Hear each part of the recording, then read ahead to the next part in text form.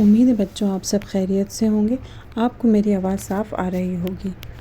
ہم نے اس سے پہلے کے اقتباس میں PYQs کے کوشچن پیپر کے جو 2 اقتباس تھے ہم ان کو پڑھ چکے ہیں۔ اب اسی فہرست کو آگے بڑھاتے ہوئے آج ہم یہ پریویس ایئر کوشچن پیپر کا تیسرا اقتباس پڑھنے جا رہے ہیں۔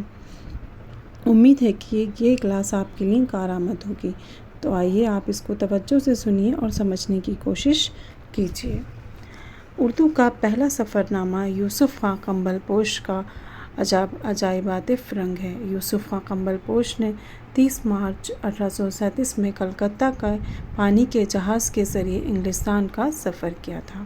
انہوں نے انگلستان کے شہر لندن میں قیام کیا، مطلب کہ یہ وہاں ٹھہرے۔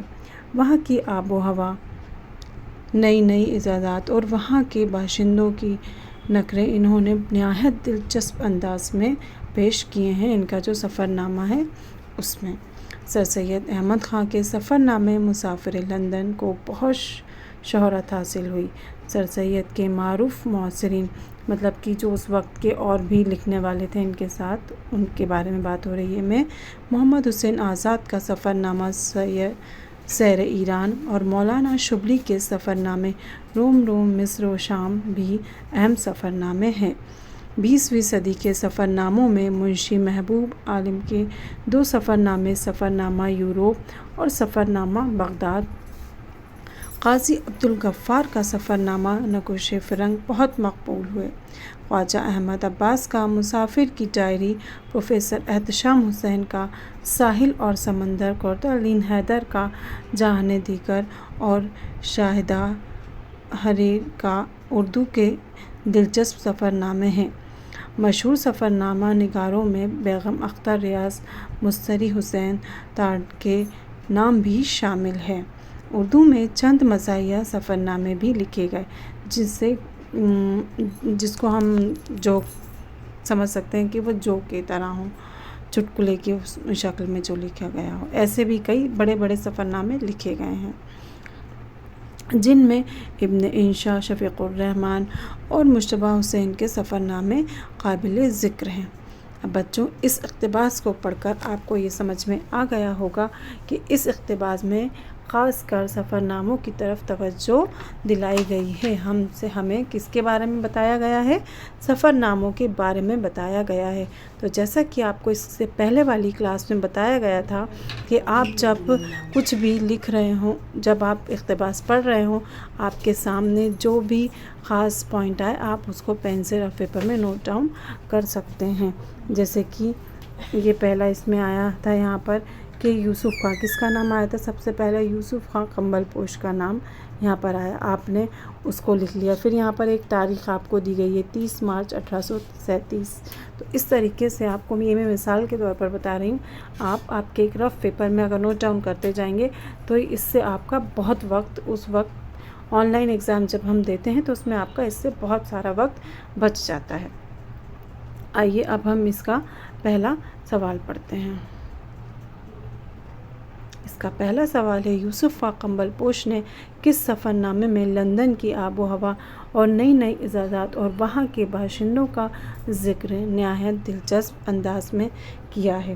تو ابھی ہم نے اس کے پہلے ہی لائن میں پڑھا ہے کہ انہوں نے کس کا، اس کے 4 آپشن آپ کو دیے گئے ہیں: عجائبات فرنگ، سفر نامہ یوروپ، نقوش فرنگ، ساحل اور سمندر۔ تو انہوں نے جو ان کا پہلا سفر نامہ ہے عجائبات فرنگ، جو کب لکھا گیا تھا؟ 30 مارچ 1837 کو۔ کہاں سے لکھا گیا تھا؟ کلکتہ میں انہوں نے لکھا تھا۔ اور کہاں کا سفر کیا تھا؟ لندن کا ایک سفر کیا تھا، وہاں کے لیے۔ آئیے اب ہم اس کا دوسرا سوال پڑھتے ہیں۔ مسافران لندن کس کا سفر نامہ ہے؟ تو یوسف خاں کمبل پوش کا، خواجہ احمد عباس کا، سر سید احمد خاں کا، قاضی عبدالغفار کا۔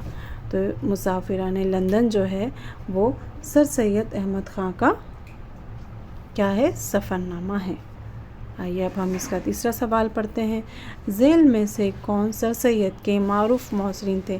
مطلب کہ جنہوں نے جو ان کے وقت کے ہی، سر سید کے زمانے کے ہی جو اور دوسرے جنہوں نے وہ لکھے ہیں سفر نامے، یہاں ان کے بارے میں آپ سے پوچھا جا رہا ہے، اور آپ کو 4 آپشن دیے ہیں: ابن انشا، منشی محبوب عالم، خواجہ احمد عباس اور شبلی نعمانی۔ تو اس میں شبلی نعمانی کا نام آئے گا، اس کا آنسر ہے شبلی نعمانی۔ اب دوسرا سوال ہم دیکھتے ہیں، ذیل میں سے کون سا سفر نامہ قاضی عبدالغفار کا ہے؟ مسافران لندن، نقوش فرنگ، عجائبات فرنگ اور سفر نامہ۔ تو اس میں کس کا نام آئے گا؟ نقوش فرنگ کس کا ہے؟ قاضی عبدالغفار کا ہے۔